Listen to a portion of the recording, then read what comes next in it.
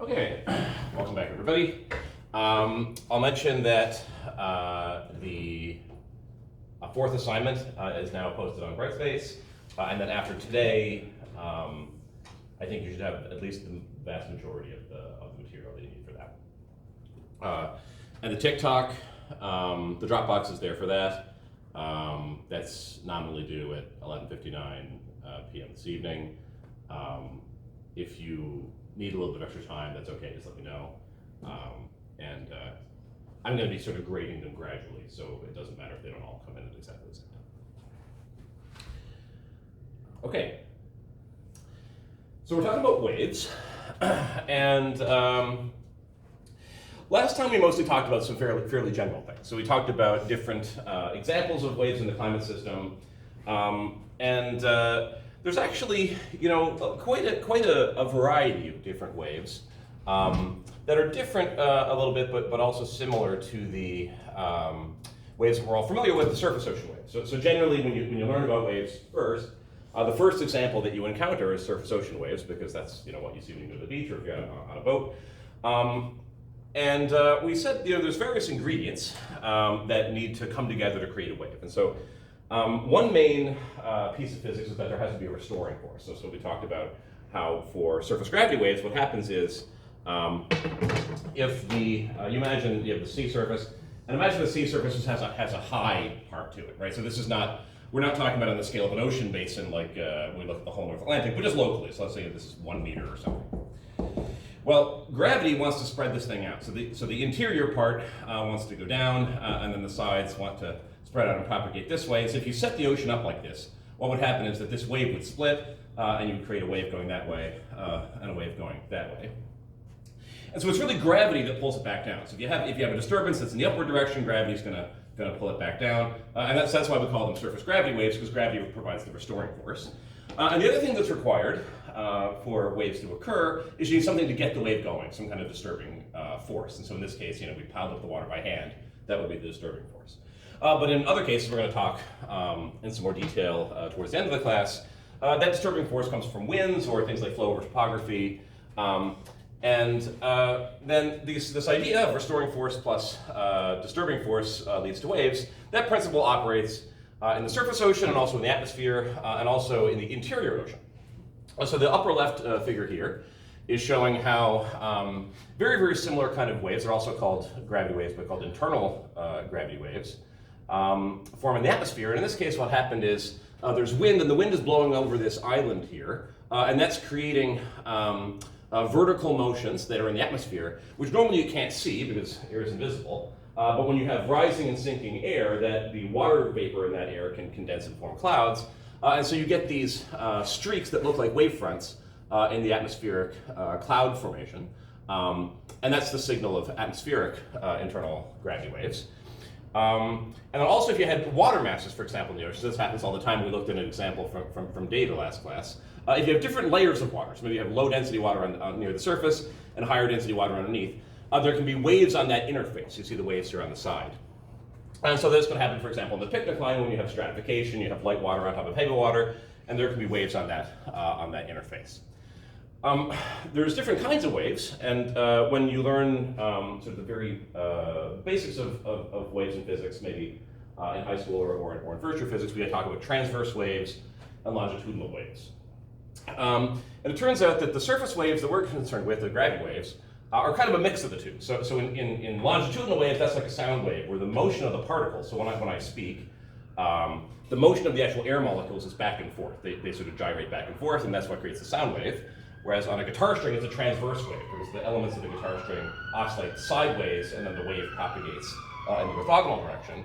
And ocean waves are kind of a mix of the two, and they're called orbital. And what that means is if you have a wave like this, so here's our wave crest, and the wave is propagating toward the right of the figure. If you had a cork or something floating on the surface, it actually, the objects, they move in these circular patterns, and so the rubber duck will drift back towards the crest of the wave. When it sits right at the top of the crest, it's moving directly forward, and then it completes this clockwise circle. And then the orientation of the circle, clockwise or counterclockwise, depends on the direction of the wave propagation. And so these sort of circular patterns are happening all over different situations where you have these waves, whether at the surface or the interior, or if they're in the atmosphere or the ocean. Okay, so today we're going to get a little bit more quantitative. So last class was mostly about the general concepts, and today we're going to talk about how we categorize different types of ocean waves, and it's mostly depending on the depth of the water. And then how can we quantify them and make predictions, especially relating the length of the wave in space, so the wavelength, and the behavior of the wave in time, mostly the period and the frequency.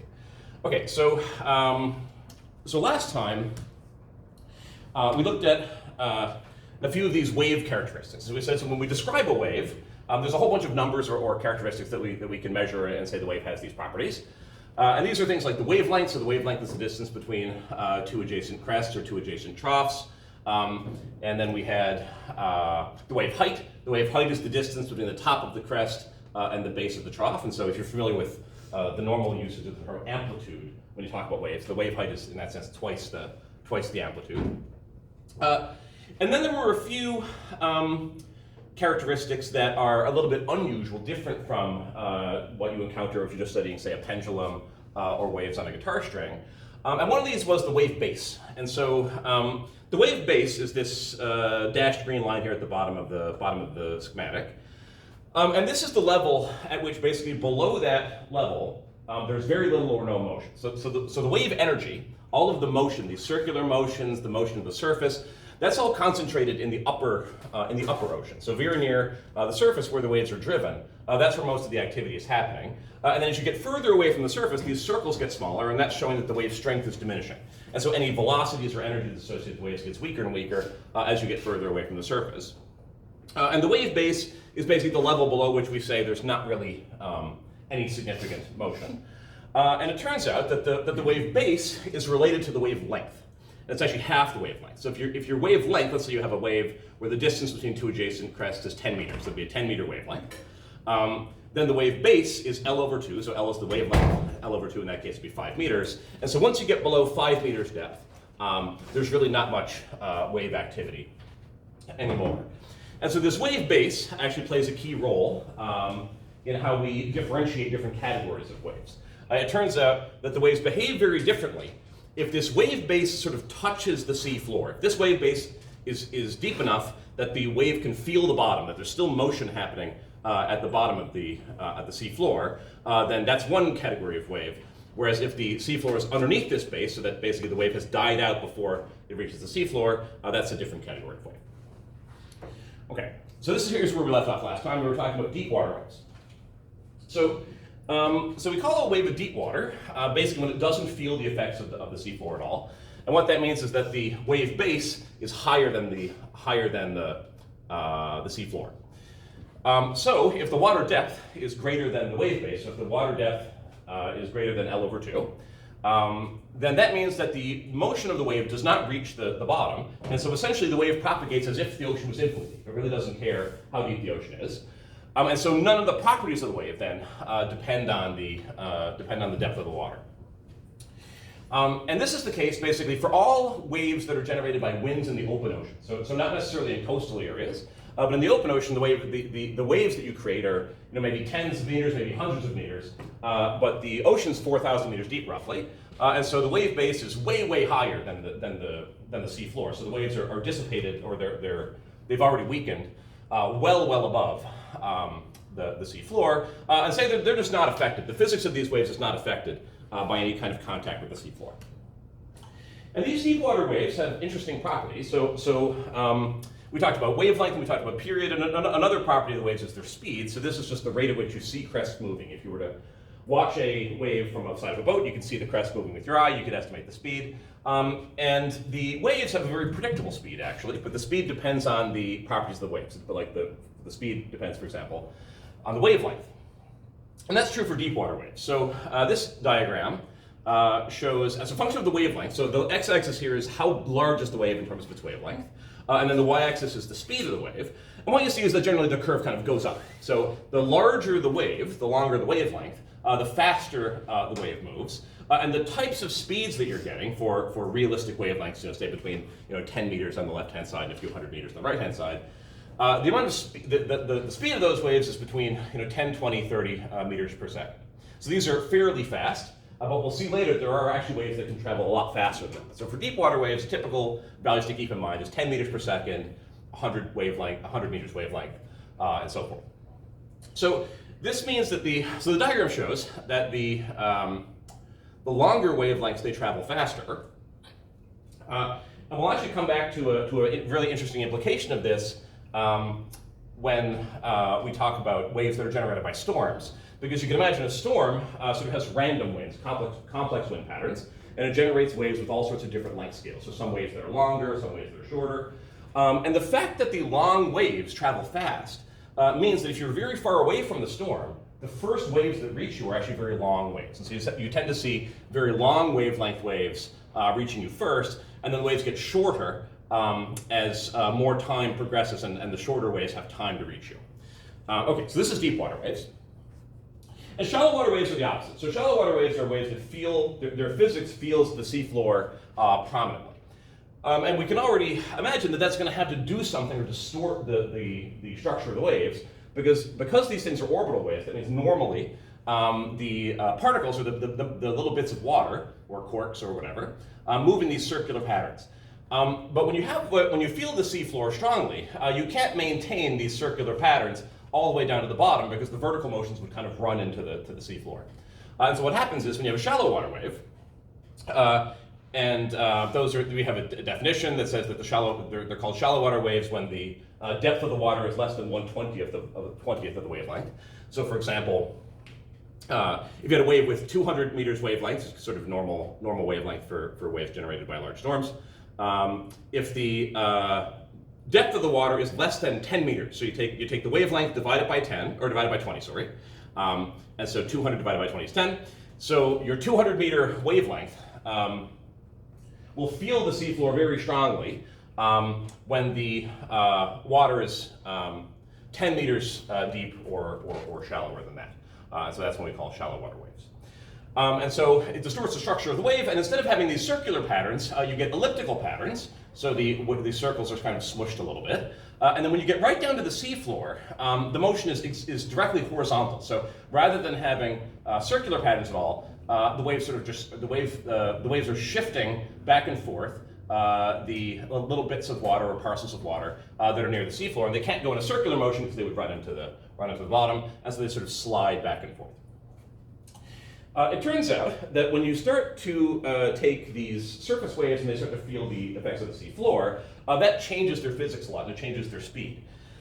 So unlike the deep water waves where we had this curve, and we said to know the speed we have to know the wavelength, and the longer wavelengths they go faster. For shallow water waves, they all go at the same speed, and there's a very, very simple formula. So the speed, we usually call that c, is just equal to the square root of gravity, that's normal Newton g, 9.8, multiplied by the depth of the water. And so all of the shallow water waves, it doesn't matter how large they are or small they are, as long as they're still considered shallow water waves, they all travel at the same speed, which is the square root of g times d. And we'll do some numerical examples just in a few slides. So what about waves that are in between? Well, those are creatively called transitional waves. So there's plenty. So waves can be any size or in a depth of water, and so there are cases where they don't cleanly fit into either the shallow water case or the deep water case, and that just means that it's in between, and it kind of has properties of both. So they feel the seafloor to some degree, and their speed depends in that case both on the wavelength and on the depth. And so you don't really need to worry about this case specifically, because we're going to deal with a general predictive. We're going to talk very soon about a general equation that describes all kinds of waves, shallow, deep, and transitional. So you don't need to remember any particular details about this, but just that they don't all fit into the shallow and deep categories. Okay, so this is now one of the more mathematical parts of the course, but it's really focused on one equation. And so if you can understand this one equation, which may when we'll do some examples and work through it a little bit and try to understand it, you can do a very large amount of different predictions and calculations related to ocean surface gravity waves. But we do, unfortunately, have to involve everybody's favorite functions, which are, of course, the hyperbolic trig functions, tan h here. Okay, so this formula is called the dispersion relation.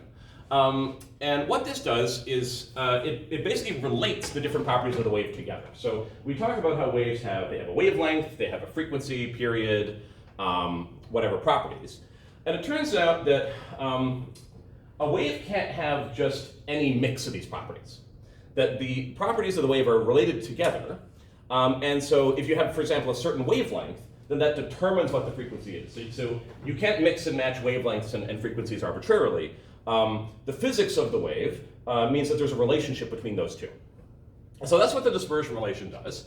So on the left-hand side, we've got omega. So omega is equal to 2 pi over the period. That's usually called the angular frequency.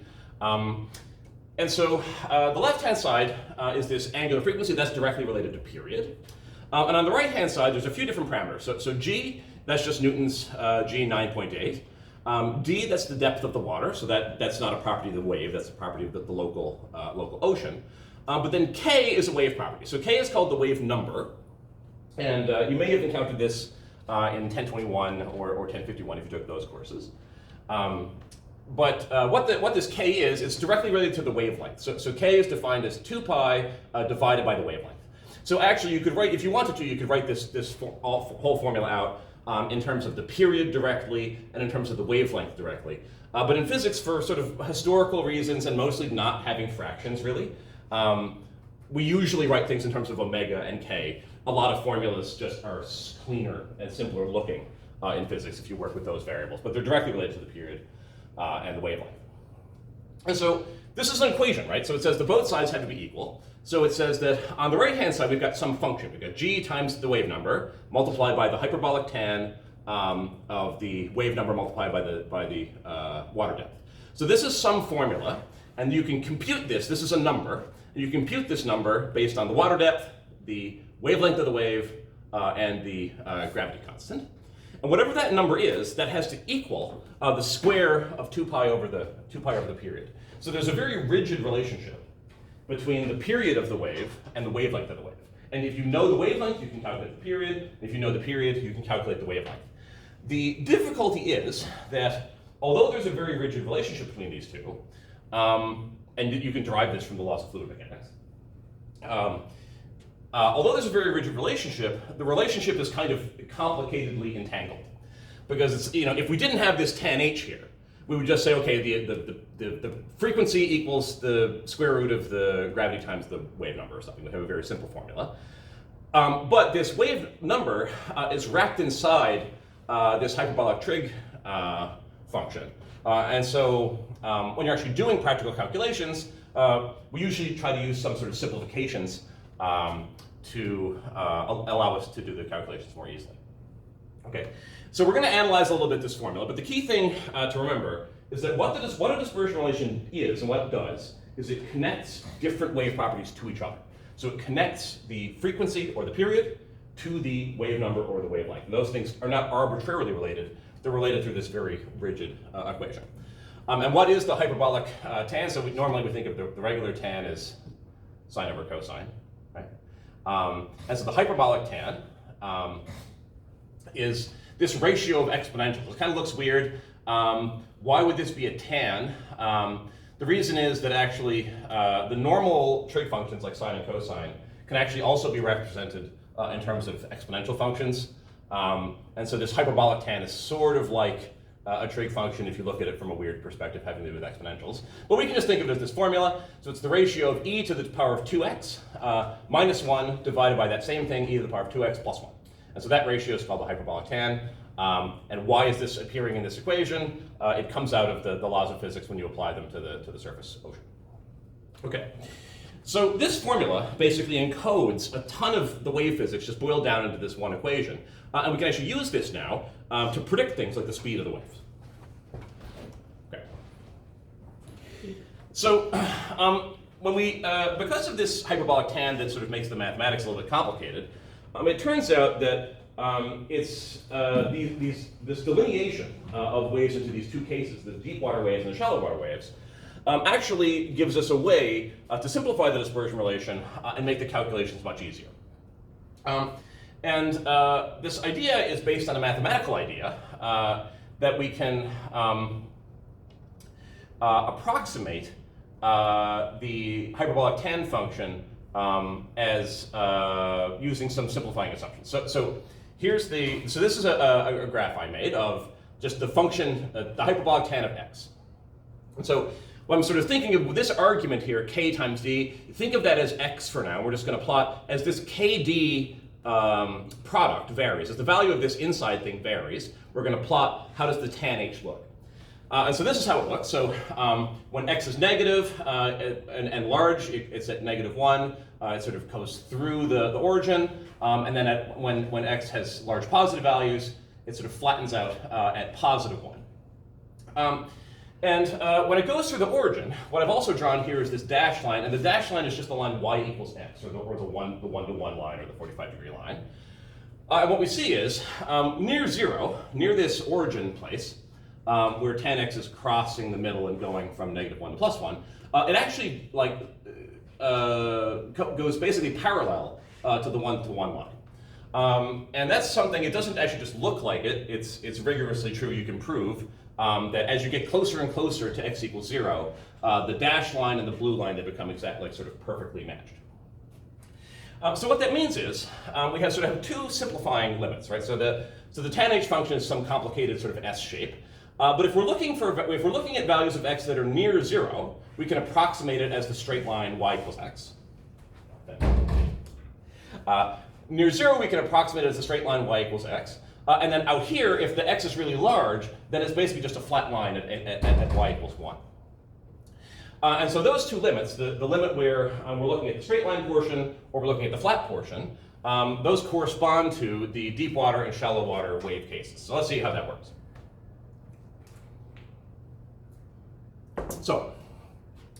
So in the deep water case, we said the deep water case happens when the water depth is larger than half the wavelength. So for deep water, we said our wave base was L/2, and if the water depth D was greater than L/2, then we have the deep water case. And so we can think of either wavelength or we can think of wave number. So the wave number is defined as 2 pi divided by the wavelength, or we could rearrange this and say that the wavelength is 2 pi divided by the wave number. So what does this look like for our deep water wave categorization? So this would mean that the water depth has to be greater than 2 pi over k divided by 2. 2's cancel here. So you get pi over k, and then cross multiplying, we get k times d is greater than pi. So I think that's right. So if the product of the wave number times the water depth is large, so bigger than a couple, so pi is about 3. So if this product, k times d, that appears in our dispersion relation wrapped up inside that hyperbolic tan, if this product is large, then that means we're in a deep water wave case. And a sort of easy way to remember that is so d is your water depth. So just think of d getting very, very large. That's going to mean that we're out here on the graph. So our value of x, that argument, is out too far on this right-hand side, which means that the hyperbolic tan function equals just about 1. So we're in this flat region out here. And so we can make the approximation that this sort of complicated hyperbolic trig formula, or factor here, is just equal to 1, because we're out on this side of the graph. So we can simplify that tan h of kd is about 1. And then we actually get back into this sort of example that I wished for before. We can just ignore this part of the equation, and we're just left with omega squared, so the square of the angular frequency, and this applies to deep water waves, is equal to the product of the gravity constant multiplied by the wave number. This allows us to calculate the speed of these waves. So there's a few little tricks. So one challenge of working with these wave calculations is that there are many different ways to represent the formulas, whether you're representing them in terms of wavelength or wave number or period or frequency or speed. And all of these different representations are connected through sort of simple three-part formulas like 2 pi over k or whatever. But it can get a little bit confusing because the formulas can look different depending on how they're presented. Let's think about the wave speed for a second. So our wave speed, the definition is c is defined as the wavelength divided by the period. Okay. So if we wanted to look at this in terms of wave numbers and angular frequencies, we would write that the wave number is 2 pi divided by the wavelength. The angular frequency is 2 pi divided by the period. Then we could rearrange these to write that the wavelength is 2 pi over the wave number, and the period is 2 pi over the angular frequency. And then we can take these two formulas for the period and the wave number and put them into our formula for speed. And so then our wave speed is equal to 2 pi over k in the numerator, divided by 2 pi over omega in the denominator. The 2 pi's cancel, and we get omega over k. So C equals omega over k is the formula, and then we could also say that equals wavelength over period. But C equals omega over k is kind of the angular representation of the wave speed. So sometimes when if you want to calculate a wave speed, you'll do it based on wavelength divided by period. Sometimes you'll do it based on angular frequency divided by wave number. Depending on what you had, you sort of mix these formulas together and come up with something that works for what you're given in the problem. Okay, so I've done sort of a similar analysis here. Our wavelength in this case, so our speed is equal to omega over k. And so in this case, we have omega squared over here was the simplified form of our dispersion relation. So we said this tan h is roughly equal to 1 because we're out here on the graph. So we just are left with omega squared equals gk. If we divide both sides here by k squared, we get omega squared over k squared equals g over k. And this thing here, omega squared over k squared, that's just the square of this formula. So this says that c squared equals omega over k all squared. So the left-hand side here is the square of the speed. And the right-hand side is very simple. It's just g divided by the wave number. So we can write this as the square of the speed equals g divided by the wave number, which here I've written as 2 pi over the wavelength. And then taking the square root, we get this formula. So the speed, and this applies to a deep water wave, the speed of a deep water wave is equal to the square root of lambda times g over 2 pi. So this is the wavelength. I'm sort of mixing notation here. We use the symbol L for this and also the symbol lambda, so this is the wavelength. So the wave speed is equal to the square root of the wavelength times g divided by 2 pi. Okay, and so the key thing here that I want to point out is that where this formula came from. So what this tells us is if you have a wave that's a certain wavelength, 100 meters or whatever, and it's a deep water wave, meaning it's sort of in the open ocean, then we can calculate the speed based on this square root formula, and the speed depends on the wavelength. So the larger the wavelength gets, the faster the wave goes, which is what we saw in our diagram earlier. So let's another thing I want to emphasize is that this formula came from this fundamental dispersion relation. So we had this relationship that fundamentally and rigidly connects the frequency or the period to the wave number or the wavelength. And from this formula, and using a mathematical sort of simplification approximation, which is very, very accurate, we derived this formula for the speed. So this dispersion relation connection between the time characteristics and the space characteristics actually produces directly a formula for the speed. Okay, so let's look at this this formula and compare it to the diagram. So this is the schematic this is the diagram from the book.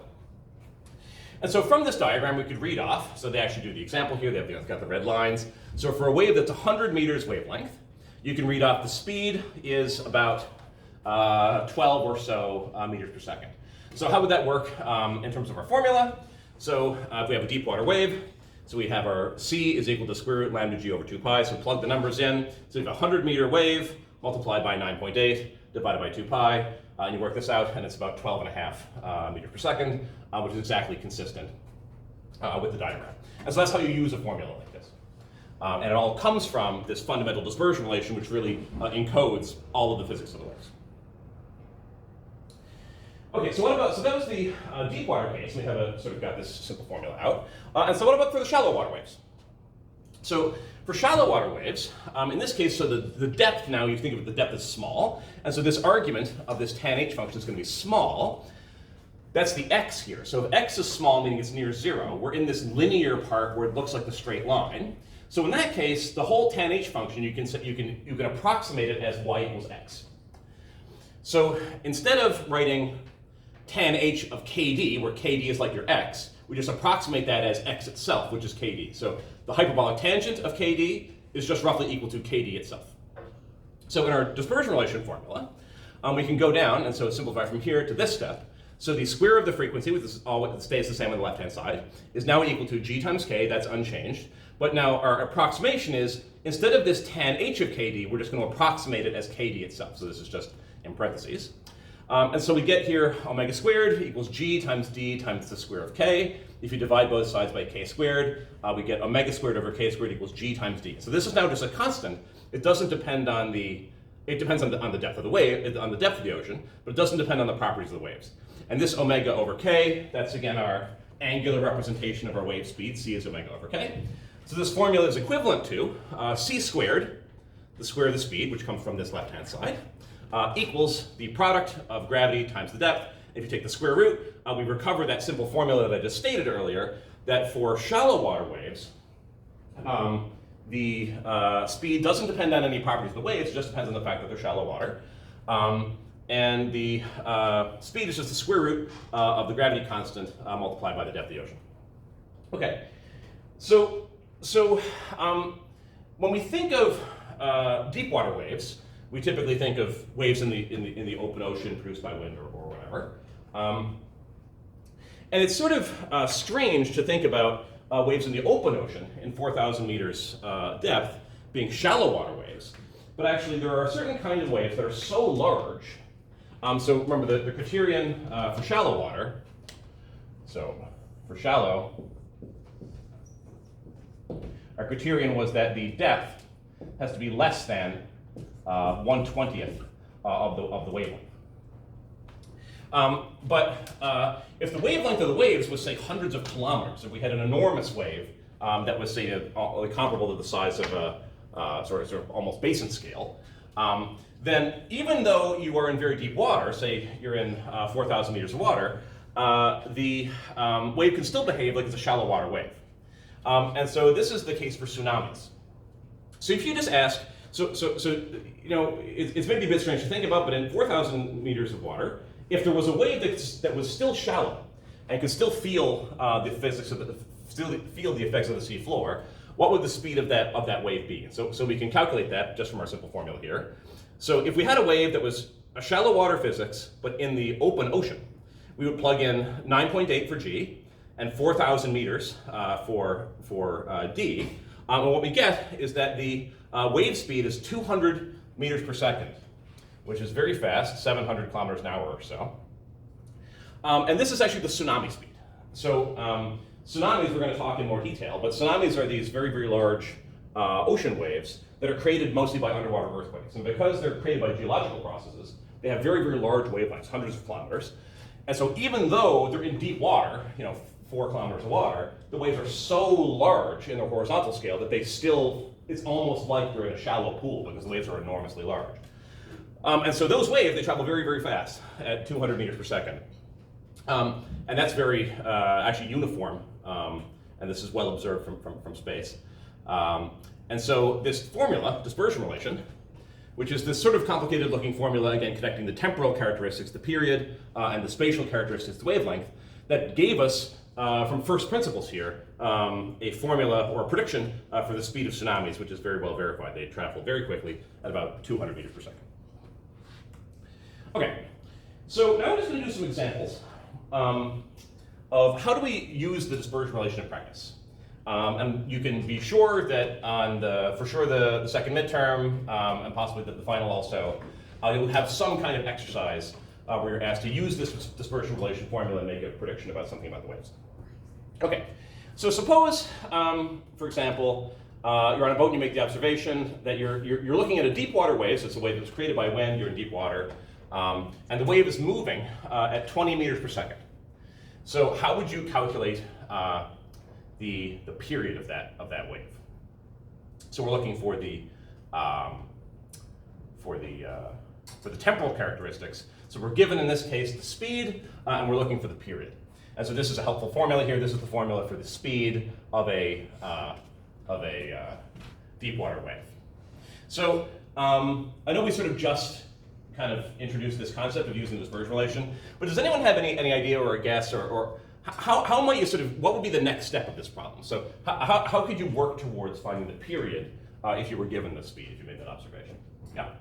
You square C, and then you try to find the term in the denominator for the first part of the equation. So which equation do you want to use? Do you want to use this equation? Do you want to use a different equation? I guess that one. This one? Okay, so you square your C, so you take your 20, you square it. Okay, good. And then what's the next step? You would divide gravity by C squared. Okay, and what are you solving for? The 2 pi over lambda. Solving for 2 pi over lambda, and so that'll give you, that's the wave number, right? Okay, so you can take your C, if you're given this, you have a formula that relates to the wave speed. Oh, you can also use that one, sorry, yeah, use the one at the end too, and then just... Well, either way, these are just rewriting the same, but yeah, you can do that. And so that would give you lambda. So you could use that and solve for lambda here. So you could take your C squared, multiply by 2 pi, divide by G, and that would give you lambda. That's the wave length. Okay, so I think I have that. Here we go. So the first step is to solve for lambda. And if you do that calculation, you put in the numbers, you're going to get 256 meters. Okay, but that's the wavelength. But what we're looking for in this case is the period. So you're given the speed, and you're asked for the period. So far you found the wavelength. So does anyone else have an idea, or anyone have an idea? How might you, at this stage, find the period of the wave?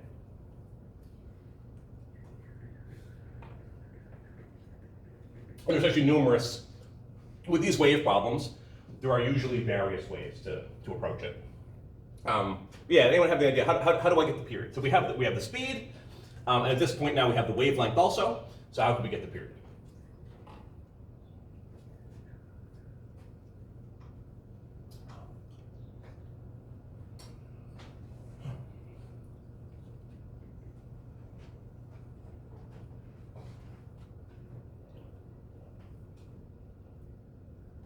Any thoughts?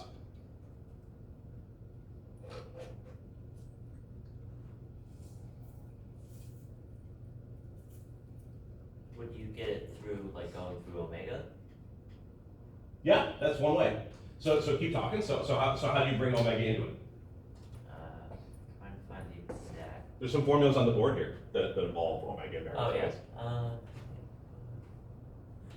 T is equal to 2 pi over omega.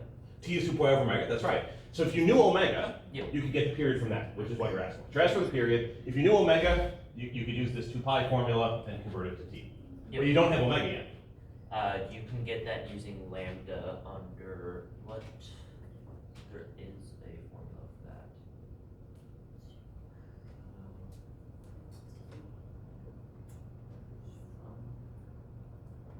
This is on the right track. This is the right idea. I took second year physics. I'm just blanking.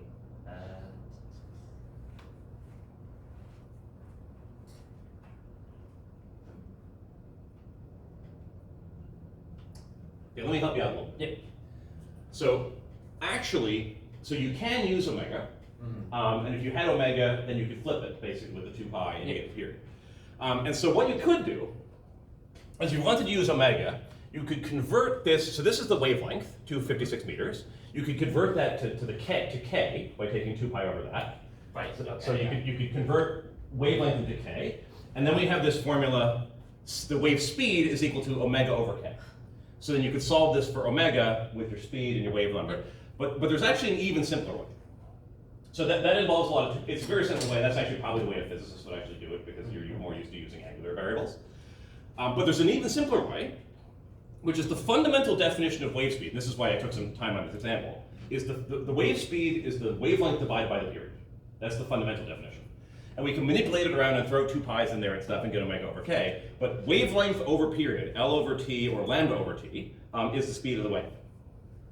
So we have the speed, 20 meters per second. We have the wavelength, 256 meters. And so our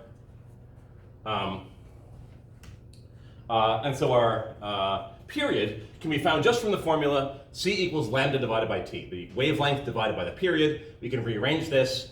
The period is the wavelength divided by the speed, and that works out to be 12.8 meters per second. And so you can certainly use angular variables and then convert them back, but you can also use the sort of simpler direct formula that the speed is equal to the ratio of the wavelength to the period.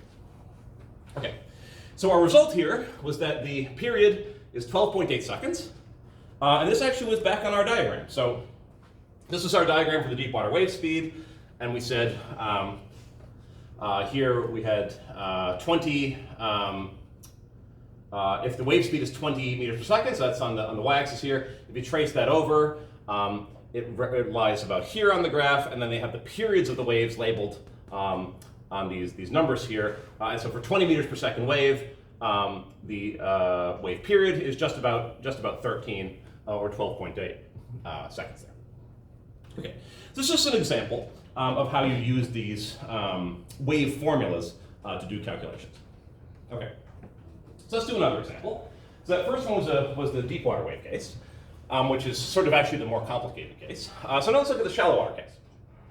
So now suppose we have a wave that's so large that it's a shallow water wave, even in the open ocean, depth 4,000 meters. So what's the speed of the wave? So in this case, so I won't wait for as long here, but so in this case, we want to know the speed, and we're given the water depth, and we're given that it's shallow water. So in this case, the appropriate formula to use is that the wave speed is the square root of gravity times depth.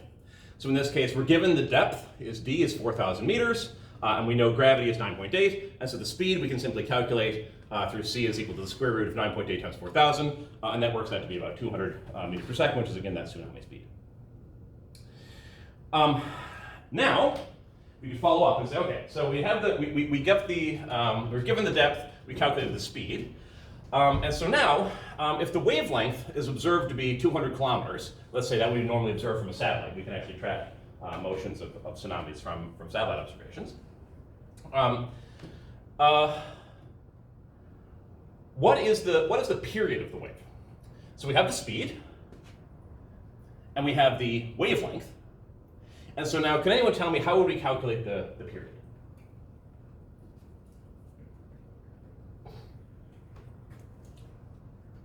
And you'll get practice on these. Practice. Yes? Same thing, T equals lambda over C? T equals lambda over C, exactly. It's the very same thing. Right. So again, so we have the key factor, remember, is that the wave speed is the ratio of the wavelength. It's the wavelength divided by the period. So in this case, we were given the depth, which we used to calculate the speed, but then at this point now we have the speed and we have the wavelength. So speed equals wavelength divided by period. We can put in our speed is wavelength divided by period, rearrange that for period is wavelength divided by c, and we get the answer 15 minutes, about 1,000 seconds. So as I said, so we're going to come back and talk about tsunamis quite a bit, since they're very, very sort of interesting and unique physics. But just from this fundamental dispersion relation that relates this simple formula that rigidly relates the period to the wavelength, we've derived a couple of fundamental characteristics of these tsunami waves, these shallow water waves that are happening in the open ocean. So one of them is that they're incredibly fast moving, so they move at hundreds of meters per second, 200 meters per second. And the other fact is that waves of this size they have periods that are quite long, like 15 minutes or so. And what this means is that, so a tsunami, and we'll see this, is not just one wave. So when you think of a tsunami or you see it on the news or whatever, generally you see there's still a lot of flooding. And often you think of the water just kind of coming in and then flooding the land. But actually, it's a wave that has periods. So the tsunami actually floods and then retreats and then floods again. And there's multiple waves associated with the tsunami. And those waves can be separated by a period of 15 minutes. And so that's actually extremely dangerous because if people in the area don't sort of understand how tsunamis work or haven't been warned properly, it can seem like things are safe because you have a lot of water comes in and then it retreats 15 minutes later. But it's going to come back again because this wave is a periodic wave and it has a period of 15 minutes. So every 10 minutes or 15 minutes, the wave is going to retreat and then inundate the shore again. And so, some of the detailed numbers might change depending on the specific local characteristics, and we'll talk about that.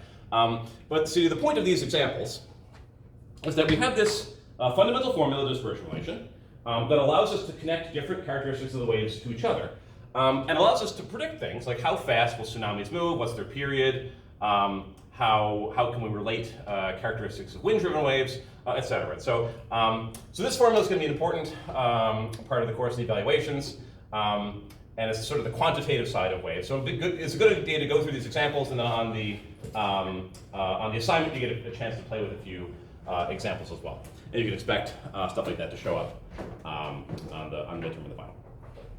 Okay, so we'll stop there, and next time we're going to talk about where do these waves come from and how they're driven by winds primarily. There's lots of interesting physics to look at there. So have a good weekend, everybody. Please just let me know if you have any questions about the assignment or if you're having trouble with the TikTok. I definitely look forward to seeing what you guys have put together for the first draft, and I will see everybody on Monday.